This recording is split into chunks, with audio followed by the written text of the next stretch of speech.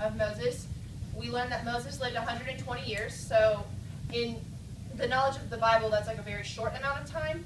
But to us, we're like, 120 years. That's a lot. But what's nice about his life is that it's split into very specific segments, 40-year segments. 3 40-year segments. Pretty nice, okay? So the first 40 years of Moses' life, where was he? Tell me a little bit about young 40-year-old Moses. He was in Egypt. He was in Egypt. How did he get to Egypt? Good question. Let's back that up. So we talked about Joseph last month, correct? And Joseph was sold into slavery, and he landed in Egypt. And then a famine hit where his family was in Canaan, and they traveled to Egypt to find food. Were reunited with Joseph. Reconciliation happened, and they got to live in the land of Goshen, which is a part of Egypt, for a really long time. Okay? A few hundred years passed, and they became enslaved. 400 years bondage and slavery. Okay? And Moses is born of a Jewish family.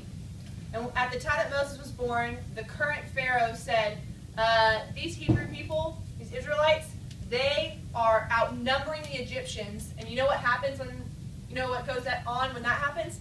They're going to overtake us and become more powerful than us. And I don't want that to happen. And so he ordered for what to happen? Kill all, wait, say that again? Kill all the baby boys? Kill all the baby boys, just the Jewish boys, okay? And Moses' mom and dad don't do that, okay? When they have Moses, they put him in a basket, cover him up, send him down the Nile River, and lo and behold, who finds him?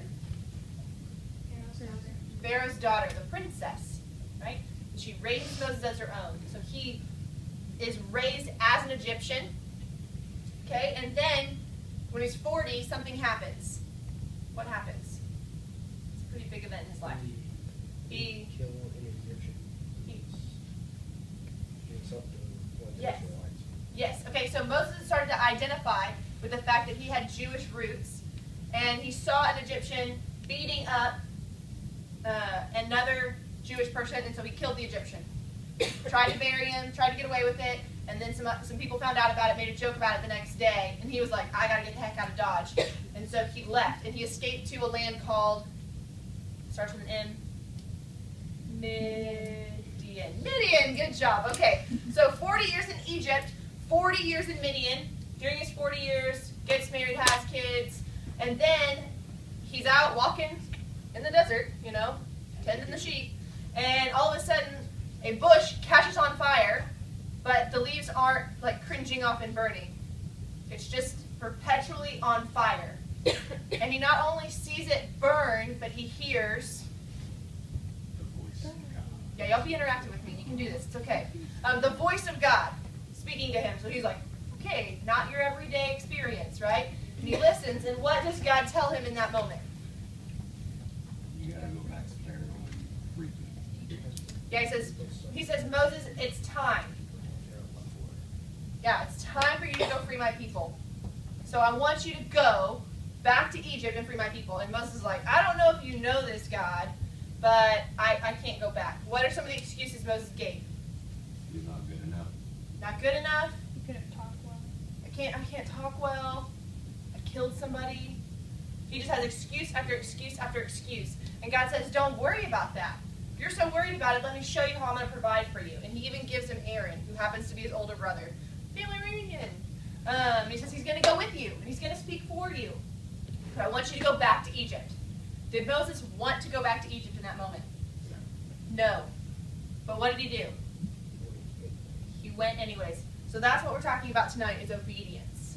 Because this is one of the first times that we see in Moses' life that he is obedient, and that his life is marked by his turn. And I don't know about you guys, but sometimes I hear a word and I think I know what it really means, but in reality, if somebody asked me to define it, I'd be like, I don't know, it just means that, right? So we're going to define it. Obedience. It is compliance with an order, request or law, or submission to another's authority. So somebody tell me what that means in layman's terms. Doing what you're told to do. Doing what you're told to do. Right. By who? Anybody? Someone in authority. Someone in authority. Okay, so who has authority over you right now? Parents. Your parents? Who else? Teachers? Who else? Obama. Obama, the government? That's correct, yeah. Give to Caesar what is Caesar's. Any of you play sports? Coaches. Coaches, there you go, okay? So how do you come under their authority? How do you obey them? We'll start with parents. How do you obey your mom and dad? Doing what you're told when you're told. Doing what you do, yeah, doing when you're told. Okay, what else? It's a pretty big one. Okay, how do you obey your coaches? You work hard. Work hard because they ask you to. Yeah, okay. Is obedience easy? When your coach says, hey, go run 2 miles, even though you've done nothing wrong, I know you cross country like 2 miles. That's what you say. Thank you. Okay, go run 12 miles. Oh, coach! There you go. Come on, man. Okay? What did I do to you? Right, and he says nothing. I just want you to go run 12 miles. Do you want to go run that 12 miles? I do not want to go run 12 miles. It takes two. But if I were in a situation where I came under the authority of someone who asked me to do that, I would go do it, even though I didn't want to. Did Moses want to go back to Egypt? No, but he did it, right? So we're going to look at this next slide that says Moses plus obedience. This is just a few times where Moses is obedient to God. He submits himself to go back to Egypt. That's the first time. Then he submits himself to speak with Pharaoh. He didn't want to speak with Pharaoh, but he did. God asked him to.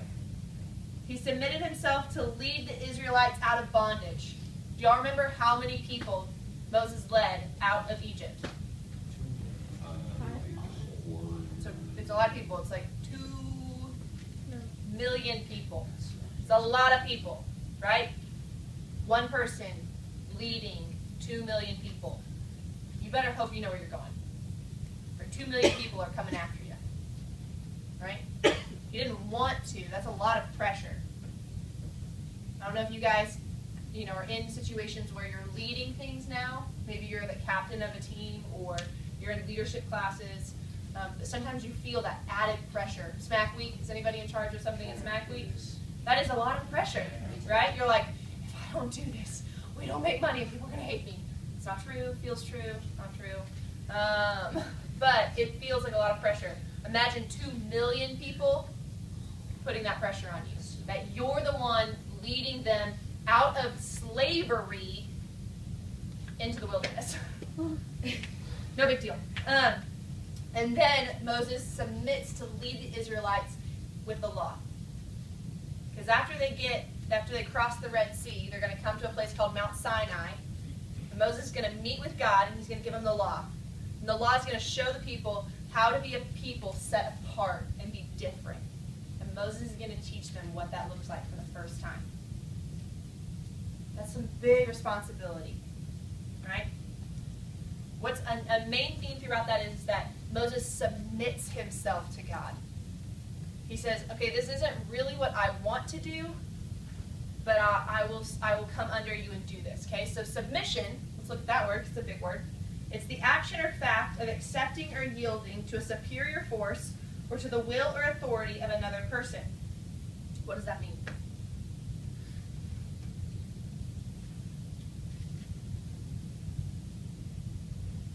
It's a lot like obedience. It's a lot like obedience. Very similar. To submit myself means that I have to recognize that maybe you have a better idea than I do. For example, if you're in cross country and your coach just asked you to run 12 miles, you're not too happy about it, but you're also in a sport that requires a lot of running. And he knows, or she knows, your coach knows, that the more you run and the more you run longer distances, the better you become. Right? So they're not doing it to be vindictive, they're doing it to make you better and to refine you into a better athlete. Yeah? So how and who do you submit to in your life? They're going to be very similar to who do you obey. But talk with me, because y'all are being tough tonight. It's your parents. Parents, Coaches. Coaches. Great. Awesome. Okay, what does it look like to not just obey, but to submit to mom and dad? Not complain. That's a big one. Here's my hardest thing about submission. And maybe it's hard for me because I'm a girl. But when I submit to someone, I have to admit that I'm not in control of that situation.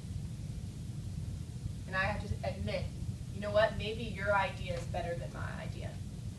Maybe your way of doing this is better than my way of doing this. Okay.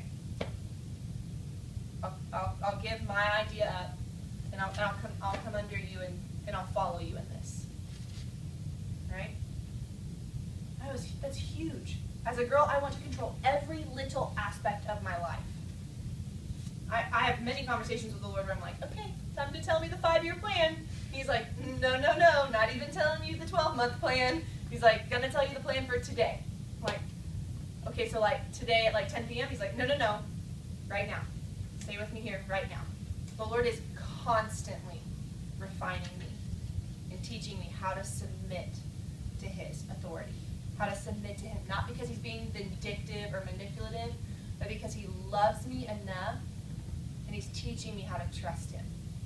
Teaching me how to trust Him one step at a time. Because if I knew maybe the 5 years down the road, I wouldn't have to trust Him until I got to that 5-year mark again.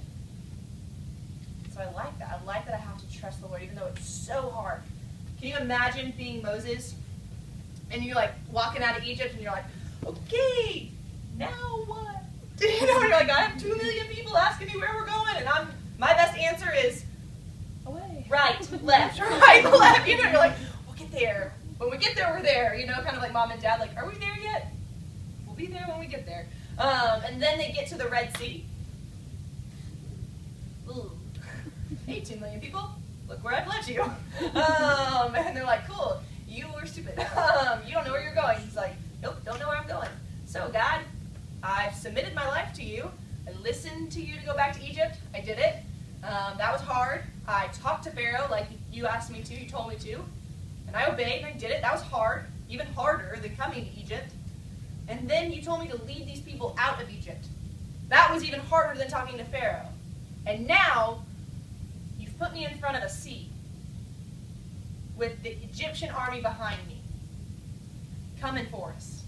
Stop making it so hard. Submission and obedience is hard.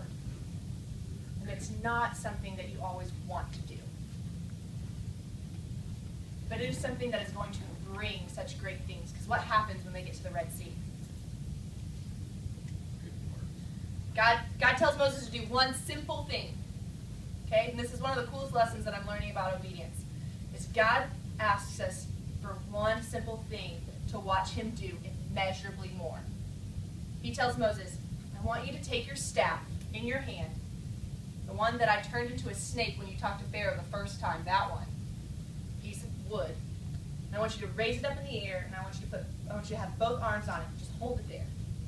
And as long as you hold it in the air, I am going to part the seas. That's all you got to do. Moses is like, this piece of wood? He's like, that piece of wood. Up, up, both hands. Okay. See, boom. Crazy. Moses did nothing. He just raised his hands up, and the seas parted. Crazy, right? But Moses wasn't always obedient in his life. He was also disobedient, which is why I think that it's perfect that we're talking about this subject with Moses. Because it reminds me that he wasn't this like, I'm Moses, and we had it all together. Because I struggle with obeying all the time, or submitting all the time. So let's look at disobedience. It's the failure or refusal to obey rules or someone in authority, like your parents.